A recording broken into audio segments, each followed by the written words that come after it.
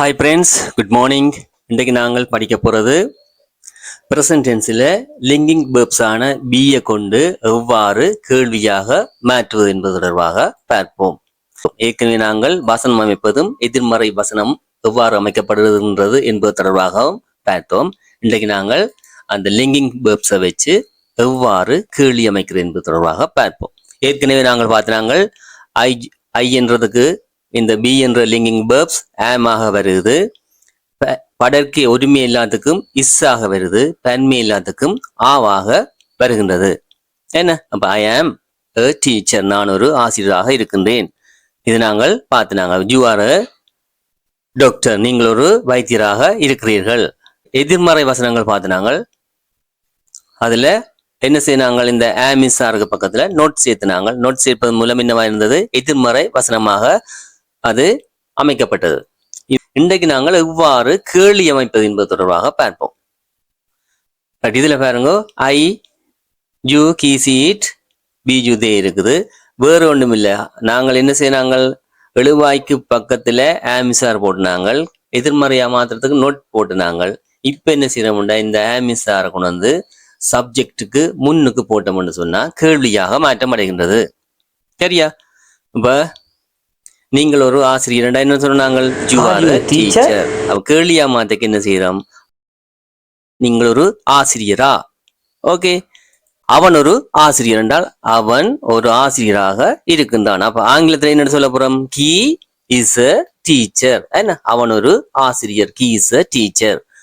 அவன் ஒரு ஆசிரியரா. இங்க நாங்கள் தமிழ்ல என்ன செய்யறாங்க, ஆசிரியர் ஆசிரியரா என்று சொல்லி ஒரு இழுவை ஒன்று எழுத்து அரவு போட்டு ஆசிரியரா என்று சொல்லி போடுறோம். இதை நாங்கள் கேள்வியா மாத்துக்கு ஆங்கிலத்தில் என்ன செய்யறோம்டா, டீச்சர் என்பதை இஸ் கொண்டு வந்து முன்னுக்கு போடுறோம். சப்ஜெக்டுக்கு முன்னுக்கு இந்த இஸ் என்பதை கொண்டு வந்து போட்டோம்டா கேள்வியாக மாற்றம் அடைகின்றது. அப்ப இஸ் கிய டீச்சர், அவர் ஒரு ஆசிரியரா. ரைட், அவன் ஒரு ஆசிரியர் இல்லை, அவன் ஒரு ஆசிரியர் இல்லை. அப்ப எதிர்மறை வசனமா இருக்கு. அதை என்னென்று நாங்கள் மாத்தினாங்க, he is not a teacher. பக்கத்துல நோட் பாவிச்சினாங்க. என்ன, he is not a teacher, அவன் ஒரு ஆசிரியர் அல்ல. இதே நாங்கள் கேள்வியா மாத்தலாம், என்ன, அவன் ஒரு ஆசிரியர் இல்லையா. இதே எதிர்மறையான கேள்வியா இருக்குது, அவன் ஒரு ஆசிரியர் இல்லையா. இது என்னென்று மாத்த போறோம், கேள்வியா மாத்தக ஆமிசார் முன்னுக்கு வருது, இல்லையா அண்டைங்க அதே மாதிரி இஸ் நோட்டை கொண்டு வந்து முன்னுக்கு போறோம். அப்ப என்ன, isn't அல்லது is not he a teacher. இந்த isn't என்பது இஸ் நோட்டுன்ற ஷார்ட் ஃபார்மா இருக்குது. Am not, is not, are not, இதெல்லாம் நாங்கள் பின்னர் பார்ப்போம். அப்ப isn't he a teacher, அவன் ஒரு ஆசிரியர் இல்லையா. I am in Colombo, நான் கொழும்பில் இருக்கிறேன். அப்ப நாங்கள் கேள்வியா மாத்தக்கு என்ன கேட்போம், am I in Colombo, நான் கொழும்பில் இருக்கிறேனா. வேற ஒண்ணு நாங்கள் செய்யல. என்ன செய்ய, நாங்கள் ஆம கொண்டு வந்து எழுவாய்க்கு சப்ஜெக்டுக்கு முன்னுக்கு ஐக்கு பக்கம் முன்னுக்கு கொண்டு வந்து போடுறோம். am I in Colombo. she is in London, அவள் லண்டனில் இருக்கிறாள். அப்ப கேள்வியா மாத்தக்கு என்ன கொண்டு வந்து முன்னுக்கு இஸ் கொண்டு வந்து முன்னுக்கு போட போறோம். அப்ப is she in London. அல்லாட்டி என்ன வேற கேட்கலாம், லண்டன்லயோ பாரிஸ்லயோ இருக்கிறான்டா என்ன கேட்கலாம், is she in London or Paris. you are a teacher, நீங்கள் ஒரு ஆசிரியர். கேள்வியா என்ன மாத்த போறோம், are you a teacher, நீங்கள் ஒரு ஆசிரியரா. those eggs are good, அவைகள் நல்ல முட்டைகளாக இருக்கின்றன. அவைகள் நல்ல முட்டைகள். என்ன, அப்ப கேள்வியா மாத்தக்கு என்ன கேட்க போறோம், are those eggs good, good or bad, அவைகள் நல்லதா அல்லது பழுதா போனதா இல்ல கெட்டதாக இருக்கின்றனவா. are those eggs good or bad. Right, அப்ப கேள்வி அமைக்கிறது எவ்வாறு என்பது தொடர்பாக பார்த்துள்ளோம். இதுல உங்களுக்கு make questions from these mixed words, கேள்வியை தயாரி. மேக் questionsன்றது கேள்வியை தயாரி. from these mixed words, தரப்பட்டுள்ள கலந்தரப்பட்டுள்ள சொற்களை சொற்களிலிருந்து கேள்வியை அமைக்கட்டுமா. in bed is the baby, அண்ணா படுக்கையில் அந்த குழந்தை இஸ்ண்டா இருக்கிறாண்டு இதுல வர போதா என்ன. அப்ப இதுல சப்ஜெக்டா என்ன வர போகுது, ஒரு பெயர் சொல்லா சப்ஜெக்டா வரும். பெயர் சொல் அல்லது பிரதி பெயர் சொல். இங்க இன் பெட்டண்டா படுக்கையில். அப்ப இது பெயர்ச்சொல் அல்ல. இதுதான் என்னவா இருக்குது, த பேபி தான் பெயர்ச்சொல்லா இருக்க போகுது. நாங்க கேள்வியா மாத்தைக்கு முன்னுக்கு என்ன போட போறோம், இஸ். என்ன அப்ப இஸ். அடுத்தது சப்ஜெக்ட், த பேபி இன் வெட், அந்த குழந்தை படுக்கையில் இருக்கிறதா. வசனமும் இருந்தாலும் ஆங்கிலத்துல முதலாவது சொல் ஹேபிட்டலா இருக்கணும். கேள்வி என்று சொன்னா கட்டாயம் குவெஷன் மார்க் கடைசியா போட வேண்டும். என்ன அப்ப is the baby in bed, அந்த குழந்தை படுக்கையில் இருக்கிறதா. At home your mother is, இது அட் ஹோம் வீட்டில், யுவர் மதர் உன்னுடைய அம்மா இஸ். அப்ப என்ன இங்க இஸ் முன்னுக்கு வரப்போது இஸ். இந்த நீங்க ரெண்டே முக்கா செய்துட்டு இதை பாருங்க. Is your mother at home, உன்னுடைய அம்மா வீட்டில் இருக்கிறாரா.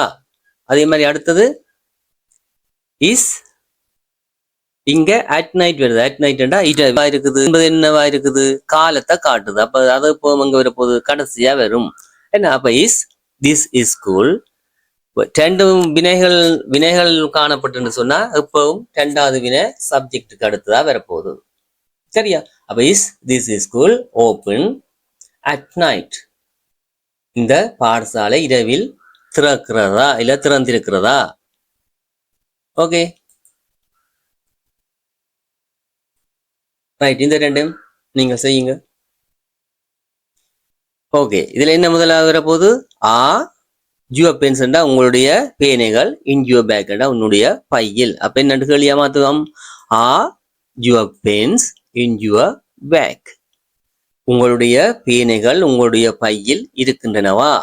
அதே மாதிரி அடுத்தது த விண்டோஸ் ஷட், அந்த ஜன்னல்கள் மூடி இருக்கின்றனவா. ஓகே, எப்பவும் நாங்கள் இதுல பார்த்தோம் என்னண்டா, இப்ப ஆமிசார் என்றது ஒரு லிங்கிங் வேர்ப்ஸா காணப்படுது. லிங்கிங் வேர்ப்ஸ் வரைக்க அதுதான் என்னவா இருக்குது, ஒரே ஒரு வினையா கேள்வியாகவோ அல்லது எதிர்மறையா வரைக்க ஒரு வினையாக காணப்படுவது இந்த லிங்கிங் வேர்ப்ஸ் தான் காணப்படுது. இப்ப ஆக்டிவ் வேர்ப்ஸ்ன்றது இப்ப ட்ரிங்க், டிரைவ் இதெல்லாம் ஆக்டிவ் செயற்படுகின்ற வினைகளாக காணப்படுது. இதை நாங்கள் கேள்வியா மாத்திக்க ஒரு ஹெல்பிங் வேர்ப்ஸ் வந்து பயன்படுத்துவோம். சரியா. இப்ப அவன் கார் ஓடுகிறானாண்டைக்க அங்க கேட்போம் டஸ் ஹி டிரைவ் கார், அவன் ஒரு கார். அப்ப டஸ்ன்றது இங்க சேர்க்கப்படுகிறது. ஆனா இதுல லிங்கிங் வேர்ப்ஸுக்கு அந்த ஒரு வேர்ப் தான் என்ன செய்யுது, முன்னுக்கு வருது, நோட்டோட சேர்ந்து வருது, வந்துட்டா கேள்வியாம எதிர்மறையாம மாற்றப்படுகின்றது. சரியா.